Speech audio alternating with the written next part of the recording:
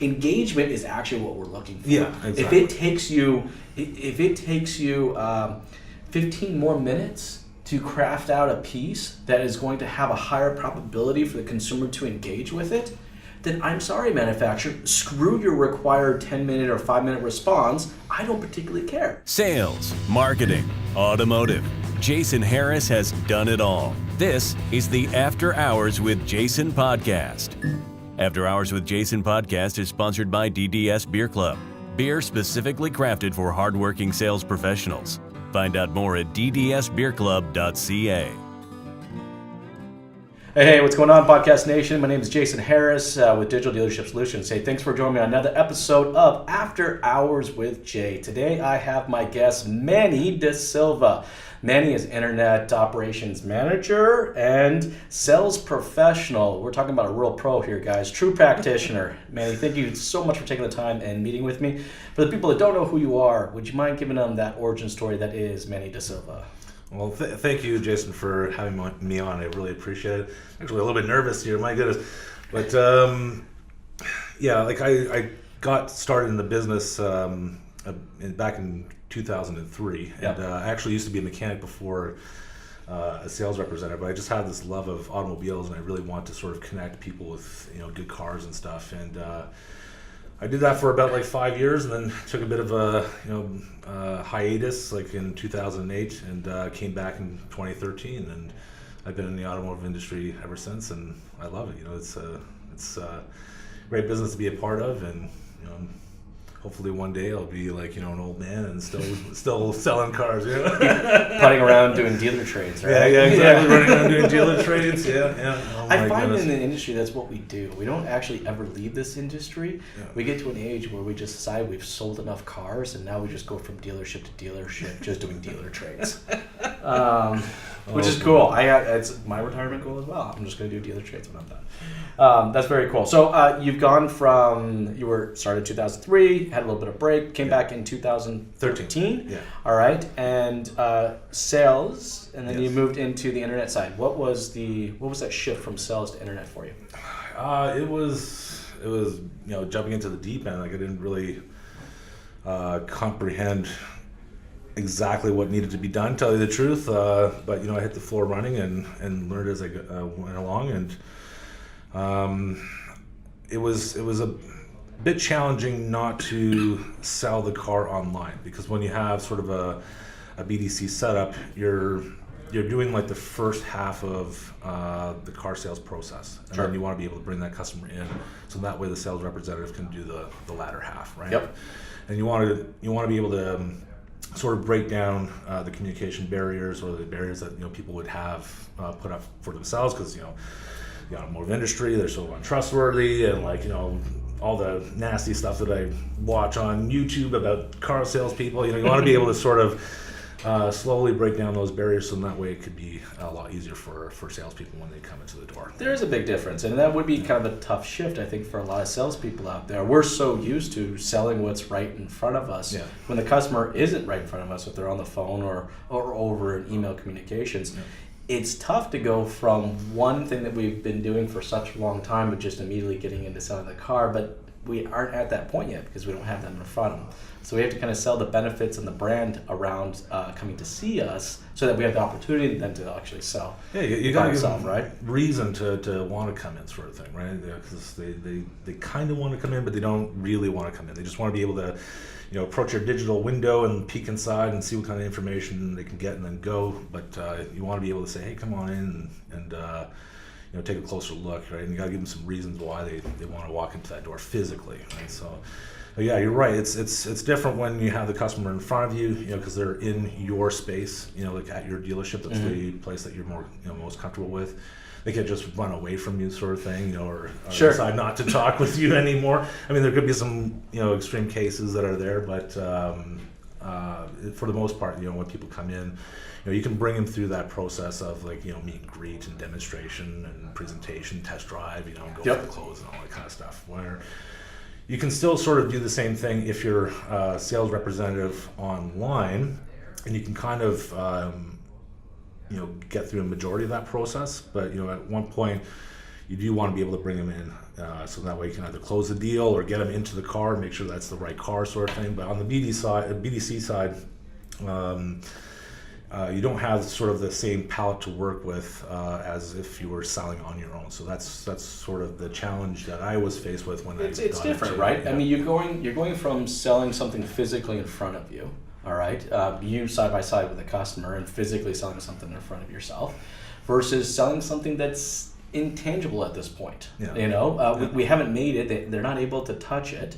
Right? The way that we're describing the benefits of coming in to see me as an individual, the benefits of coming to work with this specific dealership or even a specific brand, you know, these are things that we're not used to having to communicate as salespeople because they've already come to the door. So that portion has already been kind of taken care of. Yeah, right? Exactly. Like, I mean, they've done their research, they've done their shopping, all right? Now they're coming through the door. I don't really need to necessarily have to go through the benefits of the manufacturer, the benefits of the product, or the benefits of the dealership because they're already here, right? So I mean, that is a tough thing for a lot of BDCs.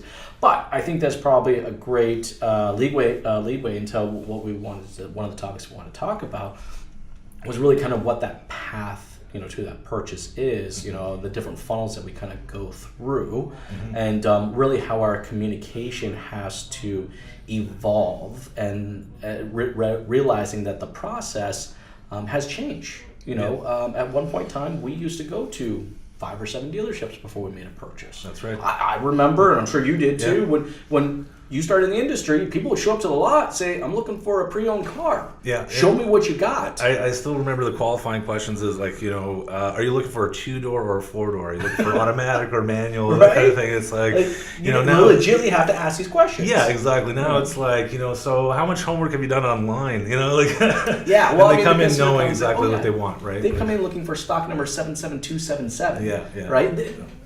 What? Yeah, they already know the stock number of the car, let alone what it is. So, you know, personally, I think, and I'd love to hear what your thoughts are, that the meet, greet, and qualify actually now happens online. I mean, I don't think it actually happens at the dealership anymore. Yeah, and you don't even have to be there for the meet and greet. Like, you can actually, you know, use like social media platforms and stuff like that to sort of do that for you. You know, like even before, it's almost like, you know, you can almost pre-frame a person's perception before they actually communicate with you online, like through email or through a lead sort of thing. So yeah, like a lot of that, like meet and greet is happening online now, whereas like, you know, before it was only in the dealership. You know? Yeah, that was the first experience of you as an individual, and kind of you know, the way you jive and the way you like to talk. The first to people, 20 seconds of, you know, like them meeting with you, they know you're lighting each other up. Yeah. You know, I mean. Exactly.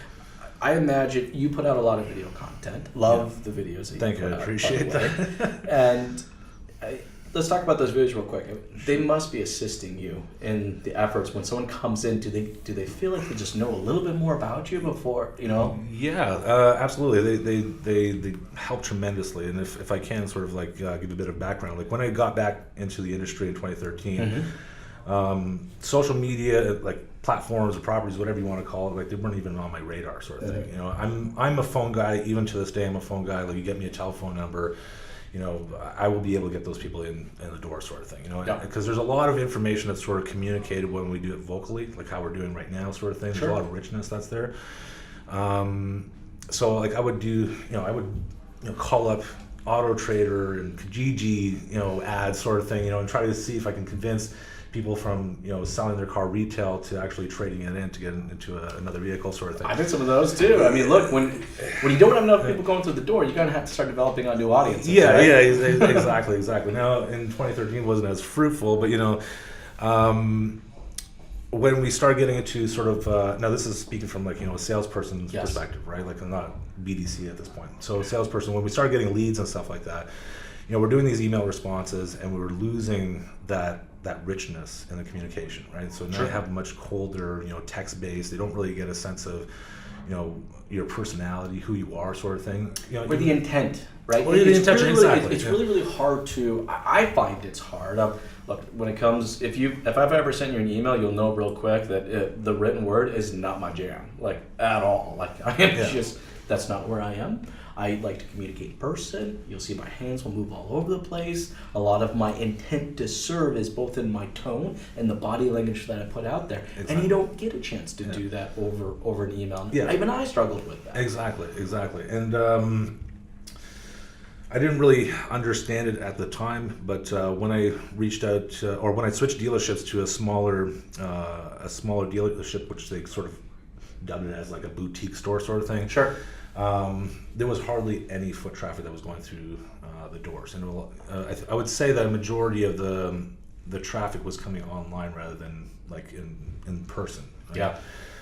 Yeah. So it was challenging, as especially as a phone guy, that we can sort of converse over the telephone, to respond by email and lose that flavor. And my general sales manager at the time said, like, look, head office is saying we should start incorporating video into our email responses. And I'm like, okay, well, how do you do that? Well, put together a 30 to 50 second video sort of introducing yourself, and do something a little bit on the card, and then just send it out with each email sort of thing, right? But how long ago was this, out of curiosity? This was probably 2014, 2015, somewhere around So still there. we're around 5-6 years ago. Yeah, it doesn't seem too long ago, but yeah, it's a few years ago sort of thing, and there was no roadmap or anything to as to like what you should be doing or whatever, right? And as a sales representative, I had like no film or even photographic skills or anything. Sure. Like that. It was like totally brand new for me, right? But and phone tech was still, it was all right, but it wasn't great. I think back at that point you would have been using a flip cam maybe. I actually used a BlackBerry Z10. Oh, no way. Okay. I love that little machine. Actually, I think it was pretty advanced for its time, actually. I will give it that. The camera was horrible, but the thing was that the push notifications was incredible. Yeah. And like, I still believe to this day, like, that's like the fastest like push notification system. Like BB10, was incredible. Like all the other guys were like, with Android phones, and especially with iPhones or whatever, couldn't even come close with their internet lead pushes, right? So anyway, I digress over here, but that's cool. So we sort of got into, or I started getting into like these 30 to 50 second long videos, and it's kind of challenging because, like, if you're trying to do sort of an introduction, to introduce yourself or what have you, like, that gobbles up quite a bit of time, right? It does. So it took a little bit of adjusting, but once I sort of got to a point where the lead responses were starting to increase. So I was doing a mix of not only doing like my own personalized video, that quick, short 30-second video, but then I would link, an actual walk-around video of the car, which was much longer. By my fourth sale from those internet leads, I sort of had a bit of a eureka moment, and the customer was saying, like, Manny, the reason why we decided to go with you is because we love your videos. We love that you took the time and effort to actually create something that addressed us personally, and we had a sense of like who you were, or who you are, should I say, and like you were able to answer some of the questions in the video that you presented online, which was fantastic. We knew that we wanted to work with you, and I was able to show intent to serve. Yeah, right. Exactly. And the customer got it. Like, they got it. They're like, I want to work with that person. Right? Because that's what we want to do, right? We want to work with people that truly do show us that they have the intent to assist us in our actual needs, not just sell us some crap, right? Yeah, exactly. And video, there's a truth to video. Yeah. It don't lie. Yeah, exactly. It's kind of like numbers. It just kind of is what it is, and if you were like me, my first series of videos were pretty socially awkward. I wasn't just, You gotta start somewhere, right? It's just like, or you stutter a few times and have to take a couple retakes. Yeah, exactly. Yeah. No, you're right. Like, and if anybody that's out there listening to this, and you're not really starting on the video stuff, like, and you're nervous about that kind of stuff, like, just dive in with both feet, and just try it out and keep at it. And like, as you keep doing it, you start, refining yourself, in front of that camera. Of course. And like, you become, better and better at it. And the consumer gets to see the authentic you.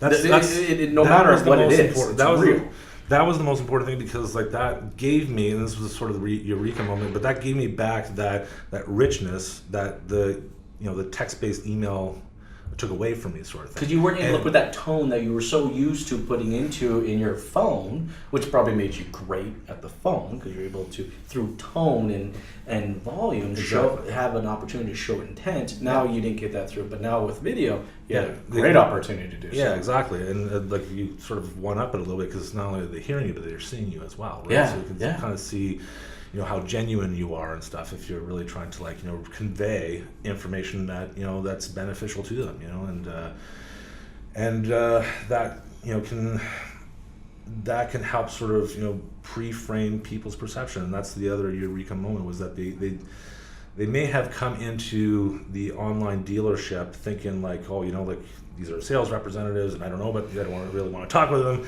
But when you see those videos about that sales representative and see sort of like, you know, how they conduct themselves through that video, they're like, you know, maybe they changed their perception a little bit, and like, yeah, you know what, maybe I do like working with this guy. You know, I got to contact him. You know, and then all of a sudden, like, they see more of the content you're putting out, and seeing the value that they're extracting from what you're giving, and that's like, yeah, you know, I really want to work with this guy. Yeah. They're buying into the human element. In fact, actually, I got one. I remember it was a 2008 probably, and I had my flip cam. That's what I was doing my videos on at that point in time. Wow. Right?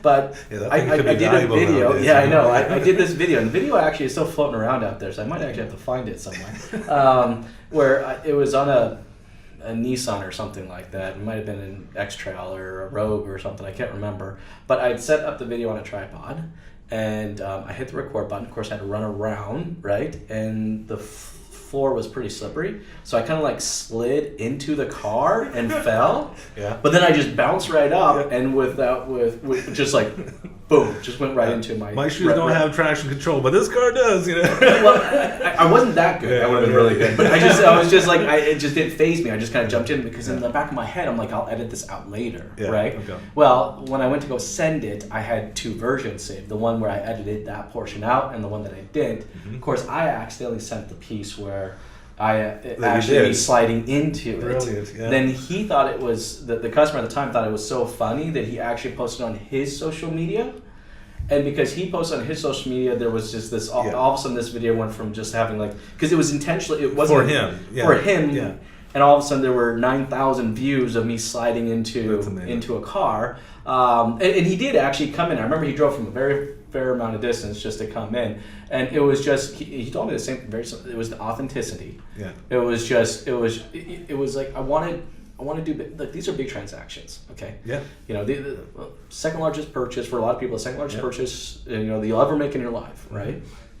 And you want to do that with someone that you can trust and that you can relate to. Absolutely. And video gives you that huge opportunity to see, you know, really what that individual, just kind of how they jam, who they are, right?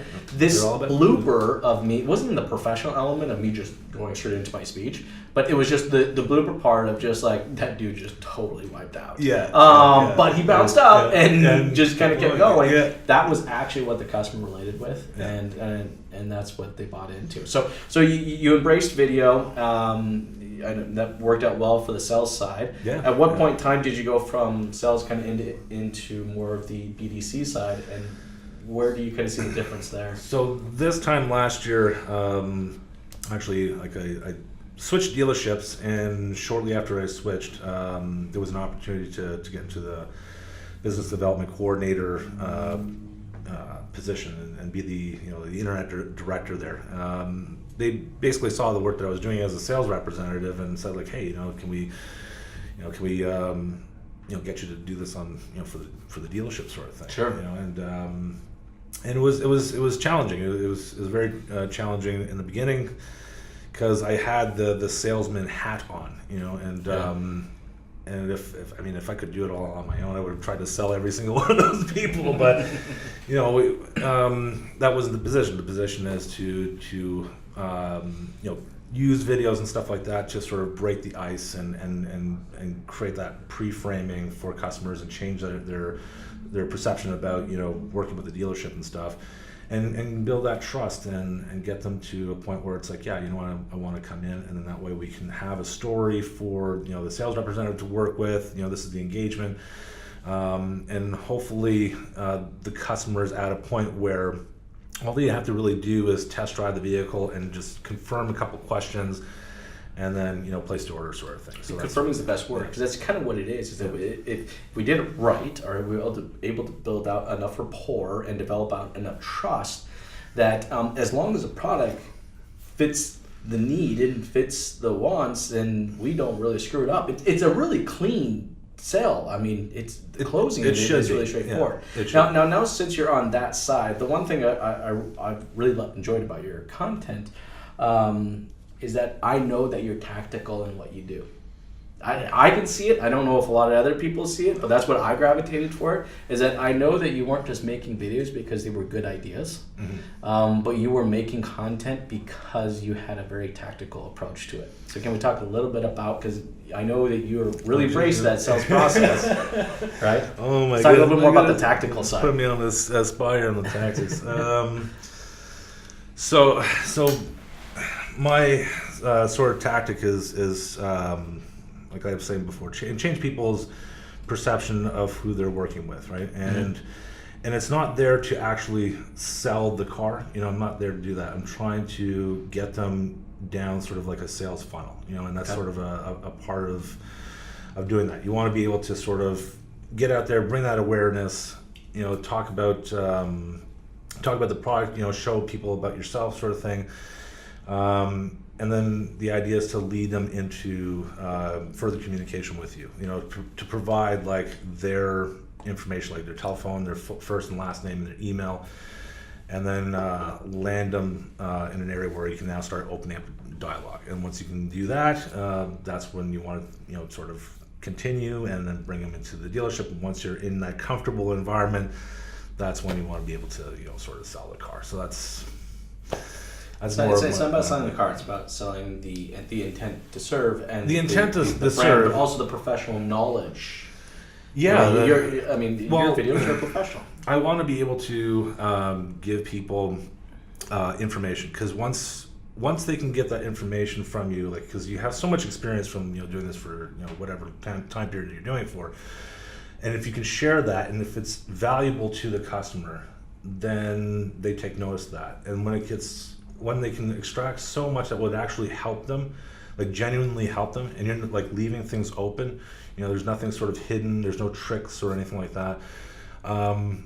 I find, I don't know, it could be different for other people, but when it actually gets down to like, placing the order and stuff, like, they're totally comfortable with you, and they want to do business with you. They're not fighting tooth and nail for every last penny, of the profit and stuff like that. Like they're they can get a fair deal. They know they're getting a fair deal, and they actually don't mind at all. And then they're so happy with you that they'll start talking to their colleagues and family about like this great guy, and just check him out online, and then they can start the whole process again with a new person. That new person doesn't have to communicate directly with me, but now they're starting to jump in with the videos and social media or what have. And then the process starts all over again. But I think that's so true, right? I mean, I honestly do believe that as consumers, that we don't just purchase products or solutions, but we collect stories first. We buy into the story of the product, or the story of the business, or the story of the brand, way before we actually purchase the physical product itself. And then what we actually end up collecting is not necessarily products, but stories that are associated with those products. Yeah.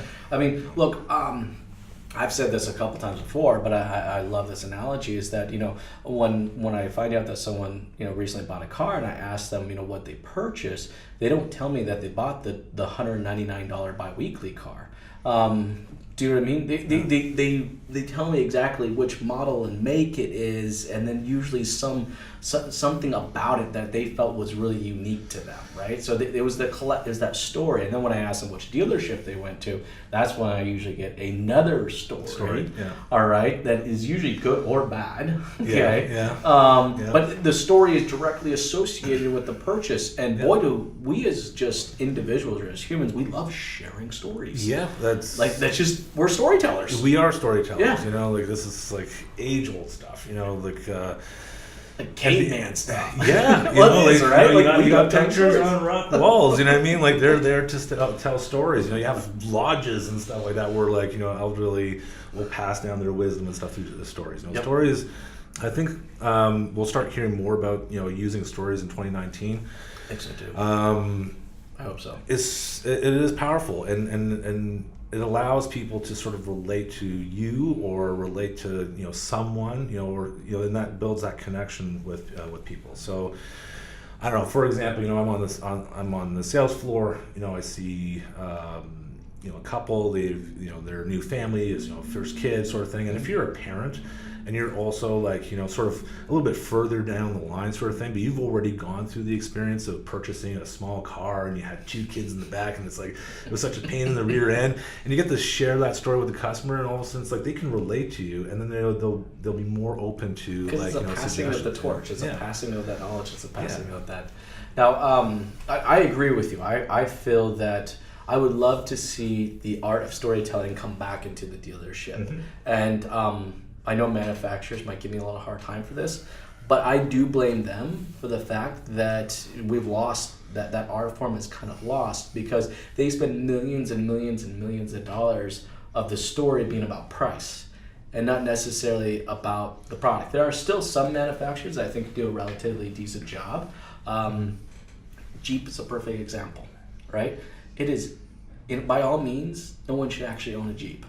They really shouldn't. All right, it's a straight axle, body on frame construction. I mean, you drive one of these down the highway, the hood literally does this.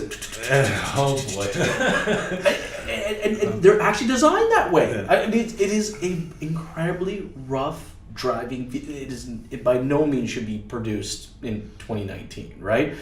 But there is a story that is associated, that is so rich with history and depth, that is, as a consumer, that is what I want to relate myself with. I want to connect myself with that continued story, right? Yeah. And they can still continue to sell the things. Yeah. And whenever you think of Jeep, it's you think of the story of adventure. That's something that some people may not do themselves, but they want to at least have that sort of image that that they are adventurous or what have. But yeah, so manufacturers are still doing it, right? Yeah, I would say some are doing it. Fortunately, a lot aren't.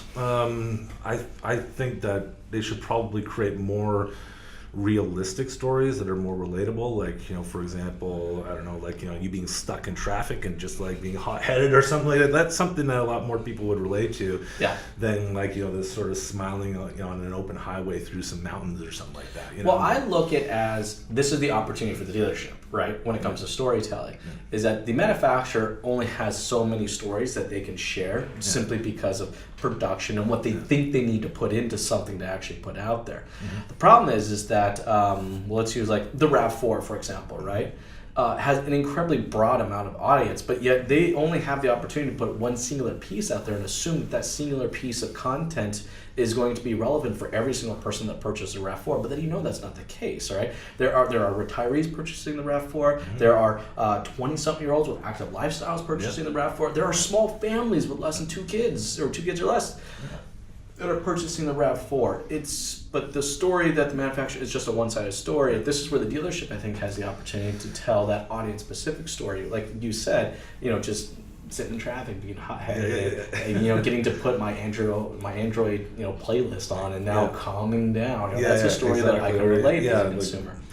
Now, exactly. It could be a feature about that vehicle that just like puts in a totally different mindset. Exactly. Now, I've had the opportunity to work in BDC for a long time. All right, and it's definitely the art of storytelling is tough, not only in the sales side, but I think even more so in the BDC side. How are you developing out the BDC in the art of storytelling? So for me, I think actually there's a bit of storytelling that happens like with the communication with online customers, but where I sort of focus more of the story is like through social media, and I also try to get other people to have experienced purchasing or experienced a particular vehicle to do some storytelling as well. So it's like they become ambassadors for us. So we try to encourage certain customers, if we know that they're really sort of into the product or what have, to maybe share their story online for us. Okay. And then we can point people that are coming from the online arena into your online store into that direction, and show them like some of these stories where it's like this is pretty neat. Like, you know, and this is actually coming from someone who's not a sales representative or someone working from, you know, at the dealership. So that does have some vested interest Yeah. in their needs. That's pretty cool. So a lot of the email communications efforts then that are going out have to do with really showing what other people or current clients that are talking about. So it is. Yeah. Like there's, I don't want to confuse anyone, but like, you know, usually when we have email leads, it's different than if we were just, you know, sending things out. You know, Sure. like doing like an email campaign or what have. But yeah, even with the incoming leads or what have, depending on, you know, what the lead is looking for, sort of thing, we can show them, you know, some stories that, you know, are maybe similar to where they're coming from, you know, and then that way they could sort of connect a little bit better, you know. So excuse me. And have you found the ones that you're able to successfully do that with, do you see a higher communication ratio with those types of leads when you're able to share those stories? Yeah, like so far, like it's hard to sort of measure those exact metrics because, you know, you have so many different leads, but like I am getting the sense where, you know, we have greater communication, at least with the ones that I've been communicating with, when we get to sort of share similar stories or similar positions from someone else that's not coming from us to this new person that's coming through our internet store. Yeah, that they start to, you know, bring down their guard a little bit. You know, they start to, you know, want to, you know, communicate with you more, and they're more interested, and they'll ask questions as they feel that, you know, that other person has been served well. Mm-hmm. So they're more willing to, like, okay, you know what, yeah, honestly, I'm looking for this or whatever, as opposed to, you know, just putting up the guard. And yeah, and once we have sort of things rolling and we get to a point where it's like, okay, you know, let's come on in and, you know, make sure that this car is the right one, because you never know, maybe you might find something that doesn't you know, or set you off or what have, but like, you know, let's make sure that this is right and it's the right fit. And, so I'm just curious, out of and you can ballpark it, you don't have to know the exact number. Out of the amount of, let's say, first contacts, because I love the first contact, okay, how many of those first contacts would you include a video piece in?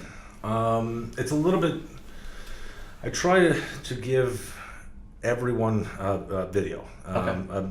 At least a prefabricated video. Everybody's going to be receiving that. So okay, a walk around video or something like that that's already existing, they're going to get that 100% of the times. If it's available. Because it's a branding opportunity. It goes to show where you guys really kind of stand on the product, highlighting your knowledge, highlighting your knowledge, highlighting features and stuff. You know, like what this vehicle comes with. It's a bit trickier nowadays because I don't know if you've ever worked with rapid response, but not a fan. That's cool. Yeah. Okay. All right. Fair enough. In the beginning, it was sort of just like open, right? So I could just respond in a way where it's like, look, you know, I've received your inquiry.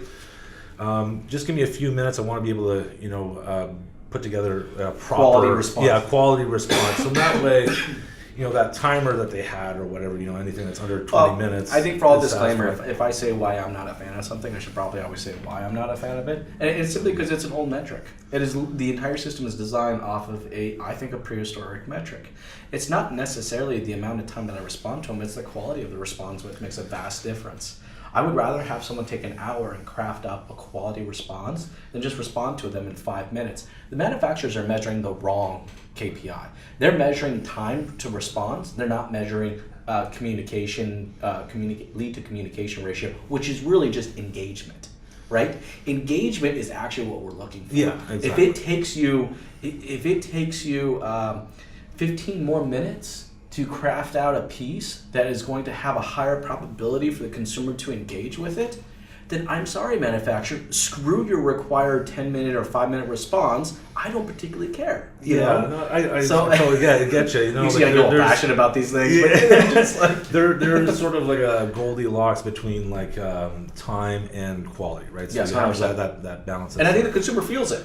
Yeah, and like if it's a quick, fast, standard response, then it just feels like you didn't really take the time to craft something out for me as an individual. Exactly. So like, you know, now it's sort of like changed a little bit. So anything that's sort of under 4 minutes, like customers are not really responding so well because they probably think it's a template or what have you. Of course it is. Like, It's like, how can, I mean, it's just that if they themselves wouldn't take 4 minutes to respond to an email, they wouldn't. No.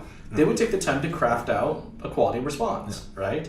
I think it's crazy. In 2019, we still think that the right thing to look at is an actual response of time, not actually the actual engagement of a piece. To be fair, I think that they are sort of looking at the two sides that are there. Good. You know, but at the same time, you don't want to take like an hour sort of thing in order to respond. Even if you put out something quickly, just saying like, hey, you know, like just acknowledging I did receive that. You know, I think that's really important. If we don't give out that quick response to acknowledge the customer's request or what have, then, you know, responding just an hour later, like, you're going to lose that customer because somebody else is already going to respond to them before you, even though that you've put something like really, really great together, you know, with videos and all this and links and all this stuff that they can interact with. No, I agree. I think you can send something out there saying that I'm working something up for you. Yeah, exactly. Because they're humans. They get it too. Yeah. Right? You know, like, it's like, I usually send emails out. I'm like, hey, I got your email. I'm on my lunch break. I will collect that information for you and I'm going to get back to you right afterwards. whatever. Look, Yeah, exactly. They take lunch breaks too. Yeah. Yeah. Like, just give me a normal. moment. You know, I'm a little bit tired. Whatever it is, but I got your message, Yes, and I will respond. hear it. I hear it. And I I know that you're recognize there, it. and I'll make sure that you. And I'm going to work after something. certain- I'm going to craft something together that's And- of quality. Too. Exactly, and if you can put something, if you can send out that secondary email, like, you know, 15, 20 minutes sort of thing, then you can with bring tech, out a wow, it doesn't take wow long. factor. No. It really doesn't, right? It doesn't, and sometimes it does, but, you know, you try to, you know, streamline it. If you're doing something like the way that I did it beforehand, like the way that I learned how to sort of form it to the way that I'm doing it now with responses, is that having that quick 30 to 50 second introductory that's personalized, that's just an intro from you, a greeting, and that's it. You know what I mean? And use that, because you don't have to go out to the car, you don't have to go anywhere. It could be just straight from your desk. No, you can combine. And then you combine it with I've the link. also included The a link. you know, to walk around 100%. video of this car. So in that way, you know, that 3 to 5 minute walk around video or whatever, that could be consumed, you know, by the customer. And you can tell them, like, look, you know, I've attached a quick video so you can see, you know, the person behind the correspondence sort of thing, and then they can see that, and they don't have to click on the link in order to do it. If you do it within a 50-second timeline, and if you have, like, you know, Windows Movie Maker or whatever, you can actually format that video to be, you know, an attachment in that email, right? Sure. So, yeah, when you can do that, like, that's when I've had the greatest response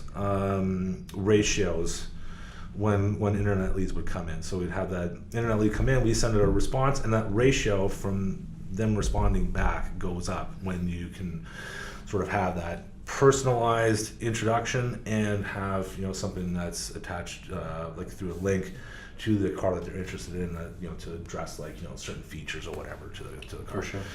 So yeah, I have been seeing like, you know, an uptick with those type of metrics when we use that format. So given what you've learned over the time that you've been in the industry and where you've moved from position to position, let's talk about advice. You know, we want to cater to who's listening to this. We know there's a lot of salespeople out there, and there'll be people that are PDCs that are listening to this as well. Yeah. What advice can you give to a salesperson that maybe just starting off in the industry? What would you say to them? I would say start. Doesn't matter where you're coming from. Doesn't even matter what you look like or what language you speak or anything like that. Like, say, for example, if, I don't know, Farsi was my first language or Portuguese was my first language. Like, there are communities that are in the area that, you know, have that as their first language too, you know. So you don't necessarily have to cater to, like, the general public, but even if you want to start off and just, you know, go after the community that you would like to be involved with, you know,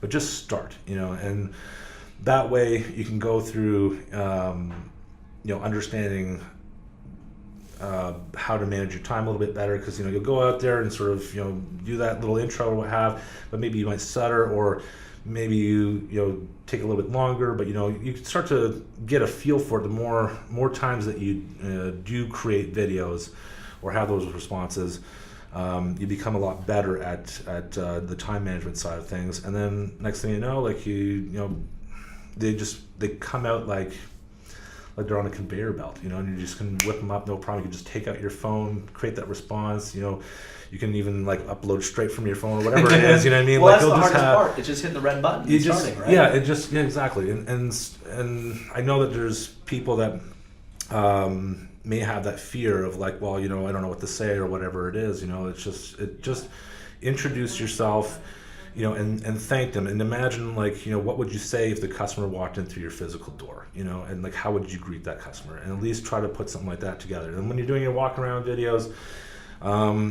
actually do a walk around, try to keep things stable as possible, and you don't have to have like crazy, expensive equipment in order to do that. But no, not anymore. What I would, if you do decide to sort of, invest a little bit into this kind of stuff, you want to go beyond just the cell phone, I'd say your first investment should be a microphone, a good microphone, because that is so true. We can look past some visual videos stuff, or maybe a little shot, but if the audio ain't clear, I can't consume it. I just can't consume it. So audio is really important. Like that's something that I feel that you can have like you said, like a really awkward looking video, whatever, kind of pixelated, whatever it is.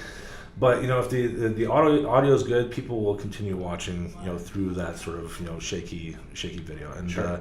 That's another thing I would recommend. Just try to keep your camera as stable as possible, and also try to put in a position where like maybe a 12-year-old would be or a 10-year-old would be, like their eye level, right? Yeah. So don't hold it too high, like where you're seeing it, because you're sort of seeing it on a downward angle. But if you keep it sort of around the torso, it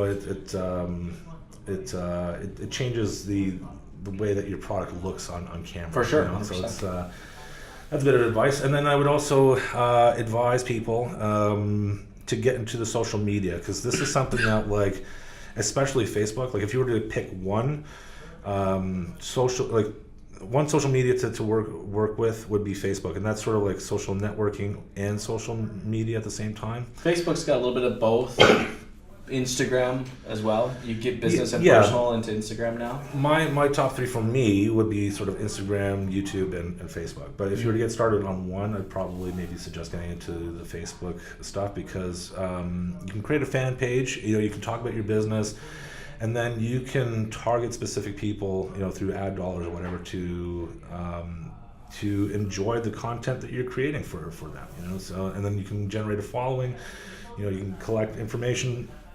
And then you have an audience that you can constantly put out content to, and you're building that trust with those people, especially if you target those that are around your dealership and stuff, like within your zone, right? That your dealership caters to. And it's not a sprint to the finish line, but like you build such a great rapport. It's a marathon, 100%. and the trust that you build up, especially when you create great content that that really genuinely helps people, I think you're going to see sort of the fruits, at some point. There you go, salespeople. All right. The first things first, you guys just got to hit that red button and get started there. Absolutely. And there's some great tips in there as well. I hope all of you guys have taken some notes.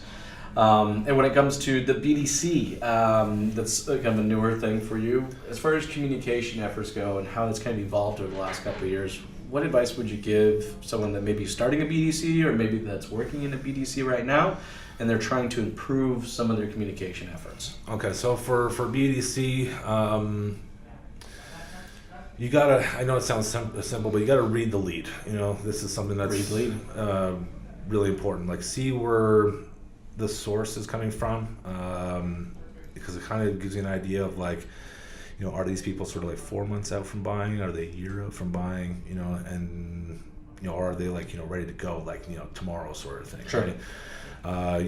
So look at those kind of things, and also look at the communications that because they give you sort of a breakdown in text of the communication that happened online prior to the lead being sent to you. So read those.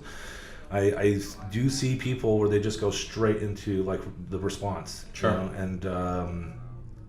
and that has had like some negative impact, and I've had to sometimes remind people to read that, because that's really important. Slow down. So slow down a little bit. Is, yeah, right? Exactly. So slow down, because it's really important, because if someone asks for something specific and you don't address it, then it's like you're not listening to me. And if you're not reading through the lead and the sources, and Yeah. if you do get a click path with the lead, even more so better, right? Yeah. If you're not taking that time to really consume that information, Yeah. then you're not going to be able to craft out a real proper response. Exactly. Really not at You all. got it. Exactly. And that's really key, because it's like, you only get that one shot. Yeah. So That's true. You get one shot to make Yeah. the first impression. yeah, That's it. Right? if I'm contacting you, if I'm interested in a TV, for example, and I say like, look, I've got a small like computer board that I want to be able to hook up to the TV, and does this TV allow me to use one remote control to control my computer device and the TV? Now, if you responded to me and it's like, hey, how's it going? And you didn't address any of that, because you not didn't really look through. Well, like, for me, it's like, well, this couldn't even listen to anything. Like, so the next guy, because I've contacted maybe 3 or 4 places, if the first guy or gal that responds to me that actually addresses what I've been asking, like, yeah, you bet I'm going to be continuing my communications with them. So because it shows the intent to serve. It Yeah. shows that You got you're it. vested in their interest, not just in it for your own interest. Yeah. And the faster that you can communicate that out to the consumer, the higher probability that your lead to communication ratio is going to be higher, and that lead communication ratio just leads to higher lead to appointment ratio. So it's a domino effect. yeah, exactly. All right, guys. Hey, this was some great advice, Manny. I really appreciate you taking I the hope you time. guys- No, hope you man, guys enjoyed I think it, it was great, and thank you so much for coming out here. I thanks know a the lot, weather man. was totally nasty today, so you take the drive. Yeah. I like driving in the snow. It's kind of fun. But yeah, no, it was a pleasure. I appreciate you having me on, man. No, I think the value was great. I think the listeners really appreciate it, and I totally appreciate you coming out. Thanks so much, man. I appreciate it. All right, take care. You too.